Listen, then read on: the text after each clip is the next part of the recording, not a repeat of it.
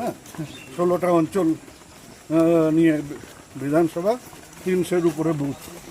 কাজেই মানুষের সাথে যোগাযোগ রাখতে হলে ঘুরতে হবে, বিভিন্ন অঞ্চলে ঘুরতে হবে, বিভিন্ন বুথে ঘুরতে হবে।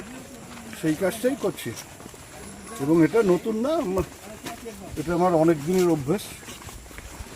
করি, চেষ্টা করি মানুষের কাছে পৌঁছে দেবো। ভেটাকুড়ি, সেই ভেটাকুড়িতে দেখা গিয়েছিল বিজেপির দখলে গ্রাম পঞ্চায়েত ছিল, সেই গ্রাম পঞ্চায়েত এখন আপনাদের দখলে বিভিন্ন দেখা যাচ্ছে করা হচ্ছে, রাস্তা থেকে শুরু করে পানীয় জল, সেই বিষয়ে কি বলবেন?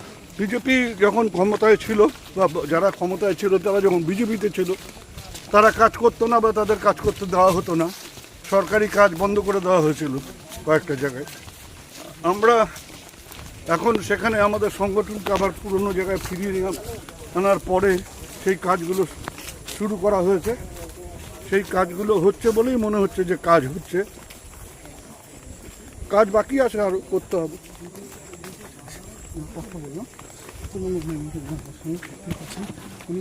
সব রাস্তা করা তো কয়েক মাসের মধ্যে বা 2-1 বছরের মধ্যে করা সম্ভব হয় না, সেগুলো দেখছি কীভাবে। আচ্ছা, ওনাদের দাবি যে প্রায় 1 বছর হয়ে গেল ওই টেপ কল বসিয়েছে, কলের লাইন বসিয়েছে কিন্তু জল নেই। আরে লাইন বসালেই তো হবে না, লাগবে হচ্ছে পাম্পটা, মেশিনটা।